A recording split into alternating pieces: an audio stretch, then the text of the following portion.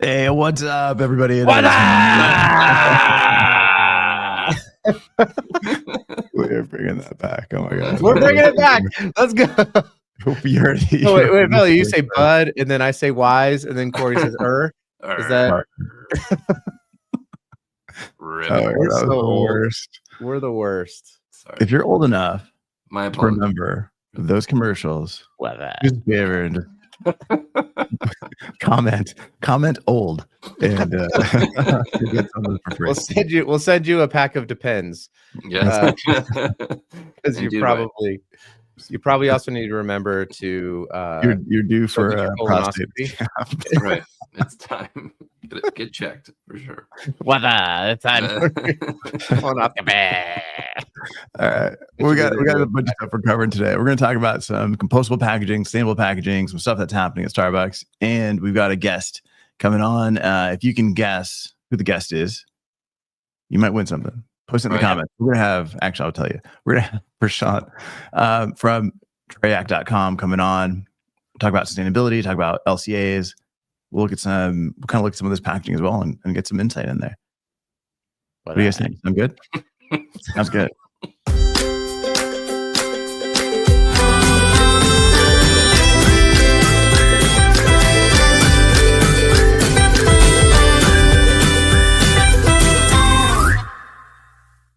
All right, guys. So we got Corey Connors, host, Sustainable Packaging Podcast. Good morning. We've got Adam Peak, People of Packaging Podcast. Good morning. And you got me, Amelio Matos, host of Packaging Unboxed. All right, so real quick, a couple things. Have you guys seen this? This is a new one to me. I haven't seen this. And if you're listening, go to YouTube, watch this. Go to LinkedIn, watch this. But this is Starbucks' new cold cups that are compostable. Their old cold cups were plastic, if I recall. That's accurate? Right, clear plastic. So this is a huge jump towards paperization, and they're compostable, it says, right? Yeah, it says they're compostable. Are they also recyclable? We got BPI certified compostable. Yeah. The thing is, giant plastic straw in it, which is great. Maybe not. Maybe it's a compostable PLA straw. Could be. Did those get banned though? Didn't we ban compostable straws recently? Briefly. Along with this is also one of those two-layer cups. Yeah, that's a lot of paper. This is twice as much paper as a regular coffee cup, right? It's a double layer for insulation. That's a ton, and it kind of loses the sexiness of the clear cup. Just show what's in there, like the chocolate, the brown, the different layers, the whipped cream. People like to see that. Kids love to see that. That lid looks like it's on crooked too. It makes me nervous. It looks like a lid from like a Chinese soup container, right? That's what I picture, right? Like when you know. Well, those are the same as the new hot lids, aren't they? I'm not sure. I haven't seen those. The ones, the hot lids in France and Japan look like that. How would you know, Corey? Konnichiwa. It'll be a big miss though if Starbucks it does not collect in their store these items and then have them diverted to an industrial composter. Right. Because I've seen this happen over and over again. I've published this a bunch in like the Delta Sky Clubs where it's like, we've gone all compostable. And I'm like, where's the receptacle? There's it's just recycling and landfill. Yeah. I'm like, so you're going to make this move, but you're not even going to collect it for compost. It seems a bit silly. You missed a step. Right. Yeah. Exactly. You should ask them. I think a lot of the story is like, well, if this now ends up in the waterways, if this ends up in the wild, it will eventually break down in all likelihood into something that's not, microplastics in your balls. Like, I think that seems to be the big play right now with compostability. It's not that industrial composting is being invested in. It's that we want to make sure it doesn't end up in the water or in the in nature, and if it does, then it's going to break down. I think that seems to be the biggest story in this. Yeah, I mean, I don't know. I mean, what are these bracelets you're wearing in this picture, Corey? I think that's the biggest story. They're cute. They are cute. All right, nice. let's bring up Prashant. Let's get into some of this. I think he's going to have a different insight than we are. And have an LCA for this. Yeah, absolutely. If you're out there and you got some questions, let us know. And then if you're out there, listen to where you're listening from. I know we get people come in from as far away as like Arkansas and not your Kansas, not my Kansas. It's our Kansas. That's right. The best. So, best Kansas. All right. Hey, Prashant, how you doing today? Prashant, you're muted, my friend. Hang on, wait for it. There we go. Let me fix that first, is what I was saying. But all right, what's up, people? How you doing? You guys are my favorite people. So hey, thanks for having me on. So Prashant, you and I got to speak at the SpecRite Summit around LCAs. It was very well attended. It was actually, people were standing up, not because of how great either one of us did as presenters, but because there's no seats in the room. But I think we're at this interesting cross section right now, and this is why so many people were trying to connect their data into TRAIAC. Is you have things like Minnesota just getting ready to get their EPR laws going. I think they just recently picked CAA for that. You've got Oregon's EPR bill that everyone needs to be reporting for. You have Colorado that's coming on. California has their Senate bill. New Jersey has, like, all these states are passing all these laws, and it's causing a lot of attention from CPGs to come on to not just packaging, but packaging data. So I would love it if you would give us just a quick introduction on, what is an LCA and what do you guys do to help make that easy? Yeah. So, well, thanks a lot. So LCA lifecycle assessments, first of all, I like to tell people that it's been around for a long time. I mean, it's been there for like 30 plus years. It's just one of those things that's not very accessible, and different people have different opinions about what it is, what it does, how easy it is to do it, etc. But it's, in its simplest form, it helps you really look at the environmental footprint of your packaging and try to figure out where the hotspots or bottlenecks are. And that's what should lead you to making good decisions about improving that. So that's really what LCA is. So it's a very science-based decision making, lots of indicators, lots of different things you can measure. The simplest thing, of course, everybody does is carbon footprint, right? So, and then at TRAIAC, about 12, 13 years back, we worked with the SPC, the Sustainable Packaging Coalition, and came up with the Compass software. And that's really what I think made LCS accessible to all the packaging engineers, designers, sustainability professionals, so that you didn't need someone with a PhD to do this, but you could just quickly put these things together and look at the footprint. So that's what is TRAIAC? Where did that name come from? Yeah, so that's another good question. So TRAIAC is actually, my wife came up with it, and it's a Sanskrit word for the protector. So if you look at our logo, the arms around the globe kind of a thing, so it means, the protector. That's cool. A little corny, but hey, we thought we were in the business, right? So might as well. And the domain triac.com was also available. So you're like, all right, well, that's exactly right. We can get the .com. That's right. That's the first thing I checked, right? So is this available? Yeah. Name sounds cool. It's like a little bit like kayak. By the way, Prashant, there's an old movie called PCU. Do you guys remember this movie? I don't know. Yeah.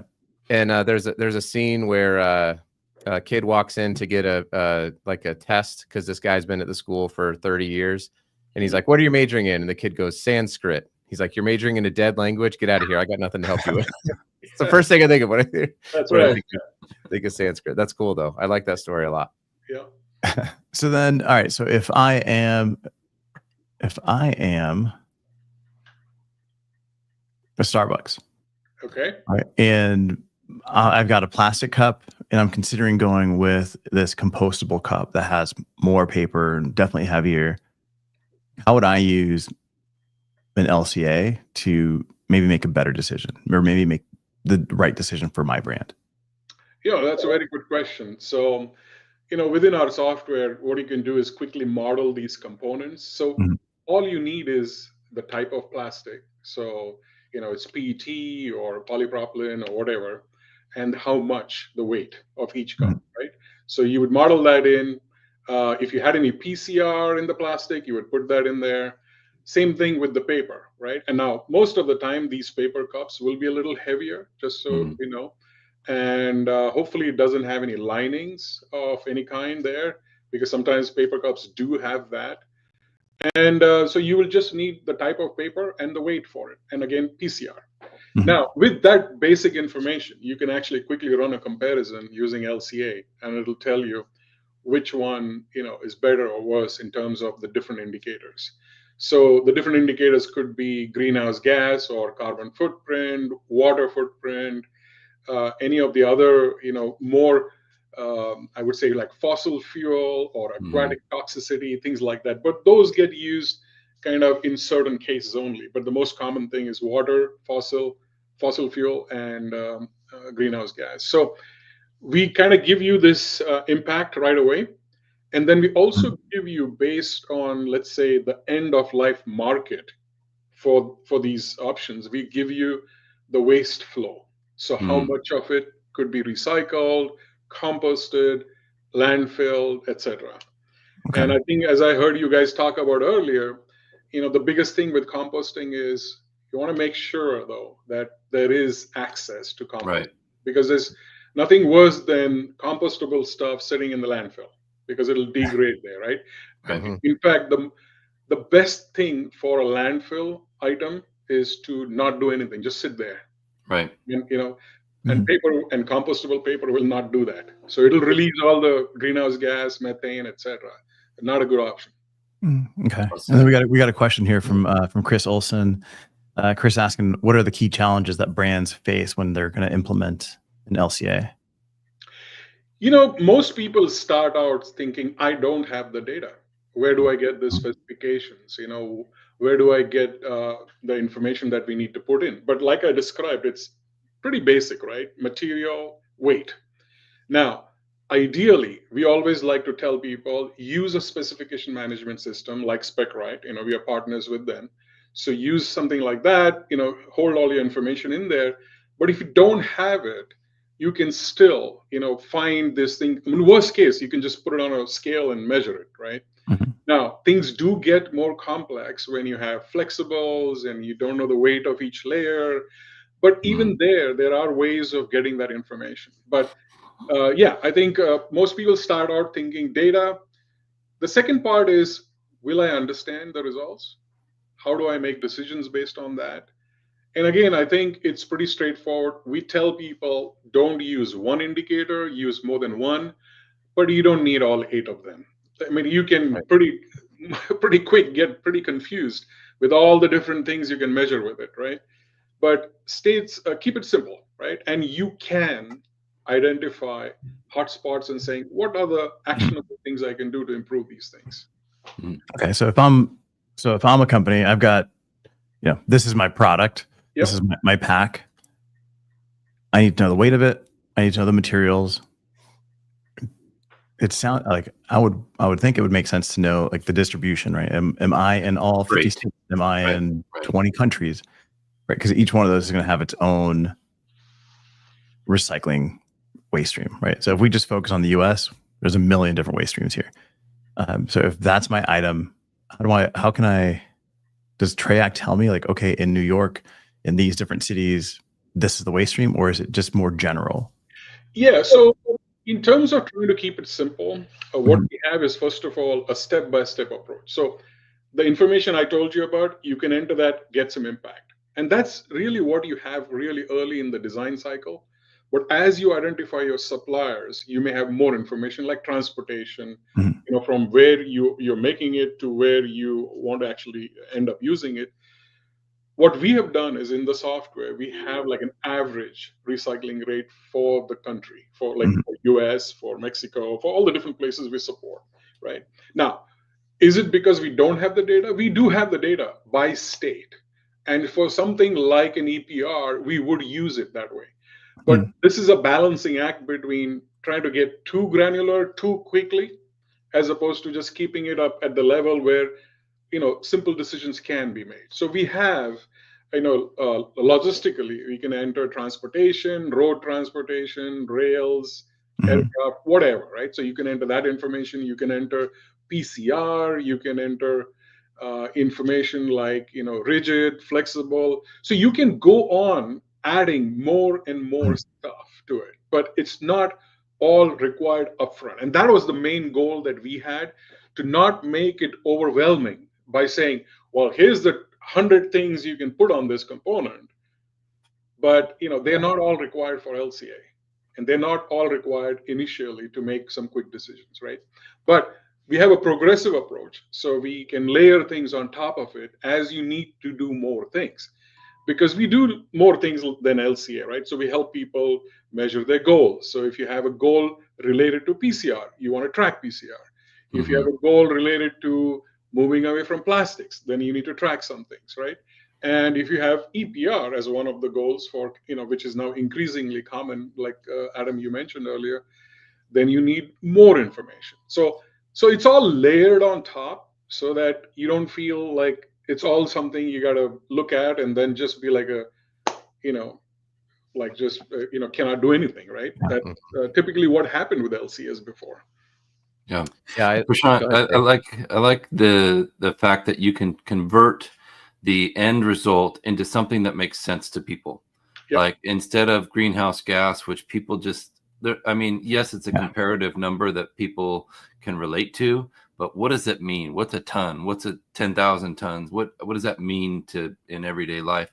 Your software will allow you to transfer that into something that makes sense to people, like barrels of oil consumed or miles driven in a vehicle. I think that's so brilliant, and I've really appreciated that about your software. That is something, believe it or not, it was kind of like an afterthought. So we first thought we got to give you technical indicators, right? We have to be very clear about that, and we resisted doing that. But I'm glad we didn't resist for too long, because a lot of our customers were like, help me translate that. What does that really mean, right? And so swimming pools for water consumption, because it's hard to figure out what does 500 meter cube of water mean. It's like, well, we know what that means. That is. Meters? I don't understand meters. Yeah. What is this? To your point, Prashant, when I had you on my podcast with Marku Alexander, who just took a job with the U.S. Plastics Pact, which is really exciting for her. She mentioned that was a big part of working with the Compass software, was that internally at a company like Happy Family or Danone, she could communicate what was happening to people who didn't quite know. So it's not even just about like, how do we communicate this in a sustainability report at the end of the year? That's important, but it's really about being able to equip a packaging engineer, sustainability professional inside of their company to say, hey, we made this change to 50% PCR on our HDPE bottles. The impact was, and they can say it not just in technical terms, but also in real terms. That's a great point, Corey. Because she just went on and on about how great that was. So happy that wasn't an afterthought. Yeah. Some things are always like that, right? So, but it turns out to be one of the best things we did, and it really helped communicating the thing. And that was our goal, right from the beginning, along with the SPC. Our audience is very different, right, in terms of who we want to cater to, right? And so that really met the need there. Yeah. I can attest to the simplicity of it, because I'm not a packaging engineer. I studied business and at Colorado State University, right? And I'm not really trained in it, but even having access to the tool, I was able to run some very high level, very quick comparisons to help people out, right? Or just to like create content or whatever it was. So if you're watching this, or if you're listening to this and you're like, gosh, this sounds kind of complicated, just know like it's really not. I mean, Avila, you asked the question, right? Like, do you know the weight and do you know the material? And getting a scale is pretty simple from Amazon.com, https://www.amazon.com, and you can get a little scale and you can weigh this stuff. So you can take a flexible pouch, for example, versus a rigid bottle, and it's not all that complicated to go in and put in the information and just see what some high level stuff is. You don't have to get all down into every single little nook and cranny about it. Yeah. No, for the average packaging engineer, it's really quite informative to really look at environmental impacts with an LCA tool, because things don't always make sense, right? I mean, it's not always intuitive, is what I mean. So it really does help, and so that's why, for example, we really now talk to a lot of the universities teaching packaging programs. Almost every one of them in the US use our software, so we donate it to them. And that was the idea, just get everybody just familiar with these things right from the get-go. So if I'm all right, so as a designer, before I even put pen to paper or concepting something up, I can take a look at, I've got a product X, whatever that product is, and then I can type into a tray. I can compare. All right, I'm going to put it in a jar. I'm going to put it in a PCR jar. I'm going to put it in a flexible container or paperboard bag, box thing, whatever. Yeah. Like I can type these general constructions, materials in, and then compare them and make a decision before I even start concepting. Like I'd be able to compare those. Yeah, so we do cater, and this is one big thing for us as well, is to cater very early in the stage gate process, right? So to where you just have concepts, and you may not even know what your design is or how much it weighs, right? But you could just look up and say, a glass jar, a typical 16-ounce glass jar, how much does that weigh? I mean, a simple Google will tell you how much it is. Yeah. And then you want to compare it to another option, let's say a Tetra Pak or a PET bottle, and you can even say, well, how much does a typical PET 16-ounce bottle weigh? It's not your design, but the typical weights, right? And you can just put it in there. And by the way, we are trying to use AI within our software as well. So you could just do it right there and say, how much does this weigh? And using those kind of things, you can decide what your long-term goal is. Do you want to go down the glass way? Do you want to go down the PET way? And again, as things firm up in your stage gate process, you can add more information. So then you might know what is the manufacturing process, what is the transportation, etc. Yeah, no, I think it's important to start looking at this stuff at the very beginning, because what typically happens is we design it, we manufacture it, we fill it. Now we're looking at, okay, we've got these two. How do we get it to be more sustainable? Yep. Right. At that point, any change is not an easy change, right? Because now I might have to change my fulfillment. I might have to change my filling. I might have to change, and that becomes really difficult. But if I do that at the very beginning, you can start doing all of the planning before I have an actual, larger impact than if we just change materials at the end. Exactly. And now let's talk about the role of this in EPR, because again, LCA has been around, people are using it, hotspots, make design improvements, all that stuff was good. But now you have one more reason, because as you're gearing up to pay your EPR fees, there are some bonuses, as they call it. People have to pay these fees? I know. Come to think of it, right? So yeah, I mean, everybody's getting ready for those, and LCAs, I think can help you save some money, because, for example, the state of Oregon said that if you submit about LCAs for about like 10 of your SKUs, for the first year, it's a max of 10, you can get like $20,000 back. Wow! And if you show that your LCAs actually based on that, you made some improvements, and now you can show the benefit of your new packaging. Well, you get another $50,000. Now, it's all coming in stages. It's not all at once this year, the first year, but it's coming. So there's clearly a benefit to start, doing life cycle thinking, using LCA tools, because there'll be some real money attached to that. Are you seeing an uptick then in people reaching out? Because before I think the LCA was just nice, and a lot of it was just sort of a nice to have, and it seems like EPR is really changing a lot of things for a lot of folks in our industry. And I would imagine for you, you're getting a lot of brands and designers and distributors reaching out saying, hey, there's real financial consequences that are assigned to this. Like our CFO is asking us about this now. Maybe you weren't getting asked about sustainability from your CFO and your CEO. Exactly. Now they're involved. Has that picked up, or are people still maybe lingering a little bit like, we're not really quite sure how this is going to go? The interest has definitely picked up. I mean, we are having a lot of conversations with customers, or existing customers, as well as prospects about the role of this. The confusing thing is how things are coming online the first time, right? And so some of these limitations of, okay, I can only submit it for 10 SKUs, and it's kind of a credit, and it's, the LCA requires a certain number of indicators and some review, so there's lots of questions about it. And I think there are people also, thinking, well, let me just see how it works out, because it's the way they rolled out the time frame for it. Next month, March end, everybody has to report the amount of packaging materials they're using.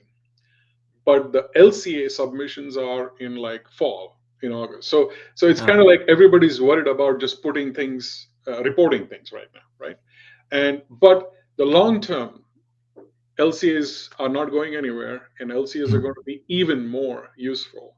And so that's what we tell our customers, that, we can help take the risk for you. We can help actually, work with you to make sure you get that $20,000 bonus, right? Because it's good money. I mean, you shouldn't leave it on the table, right?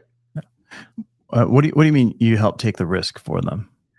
Well, what I mean by that is, because there are so many questions, which SKUs do I pick? It's up to $20,000. Do I have? So we can work with them to say, let's make sure we select the right SKUs for you. That's amazing. Where you stand the most chance of actually getting the credit.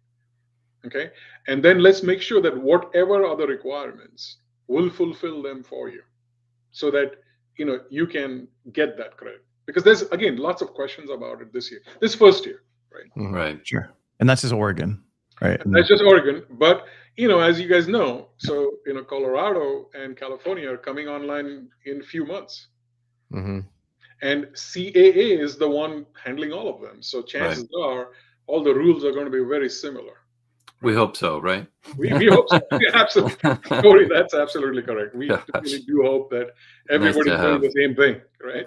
Although I don't know if you saw, Prashant, but Darla Arians, who is a friend who helped implement EPR laws in Colorado, took another job, and so it'll be interesting to see what the indications are on that for the rollout in Colorado, because she's really been the program director there. Right. And so it'll be interesting to see what happens in the great state of Colorado, home of the 2023 NBA champion Denver Nuggets. What with brands being a little bit less, I feel like brands are a little bit less concerned about sustainability these days and more just on focusing on turning a profit. Like, are you seeing a shift away from it in any sense, or you're still seeing like people really digging into sustainability at this point? I've been doing this for 15 years now, and I have not seen a slowdown. I mean, not even during the last, Trump administration, not yet here.